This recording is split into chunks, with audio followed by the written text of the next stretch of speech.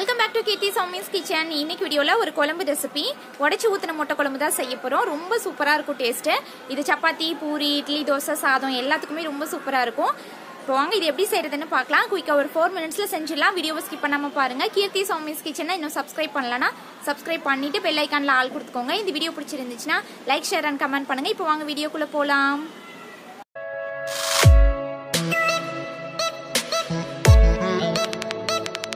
Stove on பண்ணி வானல் வச்சுருக்கேன். இதில் 2 டேபிள் ஸ்பூன் எண்ணெய் விட்டுக்கிறேன்.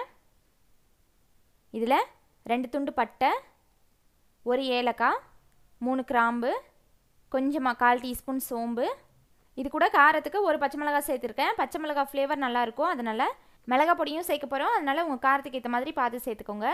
இப்போது இதை ஒரு டைம் மிக்ஸ் பண்ணி விட்டுட்டு லைட்டாக இதெல்லாம் பொரிஞ்சதுக்கப்புறமா 2 சின்ன சைஸ் வெங்காயம் மிக்ஸி ஜாரில் கொஞ்சமாக தண்ணி ஊற்றி நல்லா ஃபைன் பேஸ்ட்டாக அரைச்சி இது கூட சேர்த்துக்கிறேன். இப்போ அதை நல்லா கலந்து விட்டுக்கலாம். இந்த வெங்காயத்தோட பச்சை ஸ்மெல் போகணும். இது ஒரு 5 நிமிஷம் வதக்கிட்டு அதுக்கப்புறமா இதில் 1 டேபிள் ஸ்பூன் இஞ்சி பூண்டு பேஸ்ட் சேர்த்துக்கிறேன். இப்போது இஞ்சி பூண்டோட பச்சை ஸ்மெல்லும் போகணும். ஒரு 2 நிமிஷம் வதக்கிக்கலாம்.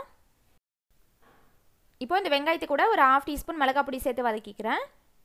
இந்த மாதிரி மிளகாய் பொடி வெங்காயத்தில் சேர்க்கும் போது கிரேவியோட கலர் கொஞ்சம் ரெட்டிஷாக பார்க்குறதுக்கு நல்லாயிருக்கும்.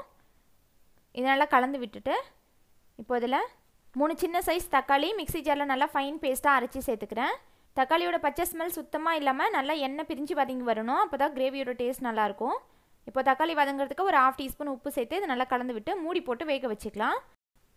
வெங்காயம் தக்காளிலாம் கட் பண்ணி போடுறத விட இந்த மாதிரி மிக்ஸி ஜாரில் நல்லா ஃபைன் பேஸ்ட்டாக அரைச்சி சேர்த்துக்கிட்டோன்னா குழம்பு நல்லா திக்காக இருக்கும், டேஸ்ட்டும் நல்லாயிருக்கும். இப்போ மூடி போட்டு வேக வச்சுக்கலாம். பாருங்கள், 5 மினிட்ஸ் நல்லா வெந்துருச்சு. பச்சை ஸ்மெல் சுத்தமாக இல்லை, இந்த மாதிரி எண்ணெய் பிரிஞ்சு வதங்கி வரணும். இதை கலந்து விட்டுட்டு இப்போ இதில் மசாலா பொடியெலாம் கொஞ்சமாக சேர்த்துக்கலாம். 1 டீஸ்பூன் மிளகாய் பொடி, உங்கள் காரத்துக்கு ஏற்ற மாதிரி கம்மியாகவோ அதிகமாகவோ சேர்த்துக்கோங்க. இதில் 2 டீஸ்பூன் கொத்தமல்லி தூள், 1/4 teaspoon சீரகப்பொடி, 1 teaspoon garam masala, 1/4 teaspoon மஞ்சள் தூள் சேர்த்துட்டு இந்த தக்காளி கூடயே சேர்த்து மசாலாவை நல்லா வதக்கிக்கலாம். பச்சை ஸ்மெல்லாம் இருக்கக்கூடாது, நல்லா எண்ணெய் பிரிஞ்சு வதங்கட்டும். இப்போ இதில் கொஞ்சமாக கட் பண்ண கொத்தமல்லி தழை சேர்த்துக்கிறேன். நம்ம லாஸ்ட்டாகவும் கொத்தமல்லி தழை சேர்த்துக்கலாம். இப்போ இந்த மசாலா கூட சேர்த்து வதக்கணுன்னா நல்லாயிருக்கும். இப்போ இதெல்லாம் நல்லா வதங்கினதுக்கப்புறமா தண்ணி சேர்த்துக்கிறேன். குழம்பு நீங்கள் கம்மியாக செய்கிறீங்கன்னா இந்த கன்சிஸ்டன்சிலேயே கொஞ்சம் நேரம் கொதிக்க வச்சுட்டு முட்டையை உடச்சி ஊற்றிடலாம். நான் இந்த குழம்புக்கு கொஞ்சம் தேங்காய் அரைச்சி சேர்க்க போகிறேன், அதனால் இன்னும் கொஞ்சம் தண்ணி எக்ஸ்ட்ரா ஊற்றிக்கலாம். இது கொஞ்சம் திக்காக இருக்குது. தேங்காய் சேர்த்ததுக்கப்புறமா இன்னும் கொஞ்சம் திக்காகும், அதனால் தண்ணி கொஞ்சம் எக்ஸ்ட்ராவே சேர்த்துட்டு இதை மூடி போட்டு கொதிக்க வச்சுக்கலாம். ஒரு 3 நிமிஷம் இது நல்லா கொதிக்கட்டும். இப்போ இதில் அரைச்ச தேங்காய் பேஸ்ட்டு சேர்த்துக்கிறேன். 3 டேபிள் ஸ்பூன் தேங்காய் துருவல் சேர்த்து கொஞ்சமாக தண்ணி சேர்த்து நல்லா ஃபைன் பேஸ்ட்டாக அரைச்சி இதில் சேர்த்துக்கலாம். இப்போது இதை நல்லா கலந்து விட்டுட்டு ஒரு 3 நிமிஷம் தேங்காய் கொதிக்கட்டும். இப்போ மூடி போட்டு இது கொஞ்சம் கொதித்து வரட்டும். இப்போ பாருங்கள், நல்லா கொதிச்சிருச்சு குழம்பு.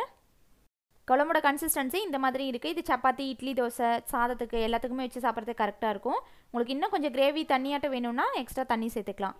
இப்போ குழம்புக்கு தேவையான உப்பு சேர்த்துக்கிறேன். ஒரு 1/2 டீஸ்பூன் சேர்த்துட்டு இதை நல்லா கலந்து விட்டுக்கலாம். அவ்வளோதான், குழம்பு கொதிச்சிருச்சு. இப்போ இதில் முட்டை சேர்த்துக்கிறேன். 4 முட்டை உடச்சி சேர்த்துக்கிறேன். நீங்கள் முட்டை டைரெக்டாக அப்படியே உடச்சி சேர்த்திங்கன்னா ஏதாவது முட்டை கெட்டு போனதாக கூட இருக்கலாம். அதனால் இந்த மாதிரி ஒரு கப்பில் ஃபஸ்ட்டு ஊற்றிட்டு அதுக்கப்புறமா குழம்புல சேர்த்துக்கோங்க. இப்போ கரண்டி எதுவும் வைக்கக்கூடாது, அப்படியே மூடி போட்டு சிம்மில் வச்சு ஒரு 5 நிமிஷம் இது வேகட்டும். அவ்வளோதான், முட்டை வெந்துருச்சு. நல்லா குழம்பு எண்ணெய் பிரிஞ்சு சூப்பரான டேஸ்ட்டில் இருக்கும். முட்டையோட மஞ்சக்கரு வேகிறதுக்கு தான் கொஞ்சம் டைம் ஆகும், அதனால் லோ ஃப்ளேமில் வச்சுட்டு பொறுமையாக ஒரு 5 மினிட்ஸ் வேக வச்சுக்கோங்க. அவ்வளோதான், நம்மளோட டேஸ்டியான உடச்சி ஊற்றின முட்டை குழம்பு சூப்பராக ரெடி ஆயிடுச்சு. இந்த ரெசிபி நீங்களும் கண்டிப்பாக ட்ரை பண்ணிவிட்டு ஃபீட்பேக் கமெண்ட்ஸில் சொல்லுங்கள். இந்த வீடியோ பிடிச்சிருந்துச்சுன்னா லைக் பண்ணுங்கள், ஷேர் பண்ணுங்கள். கீர்த்தி சௌமிஸ் கிச்சனை சப்ஸ்கிரைப் பண்ணுங்கள். தேங்க்ஸ் ஃபார் வாட்சிங்.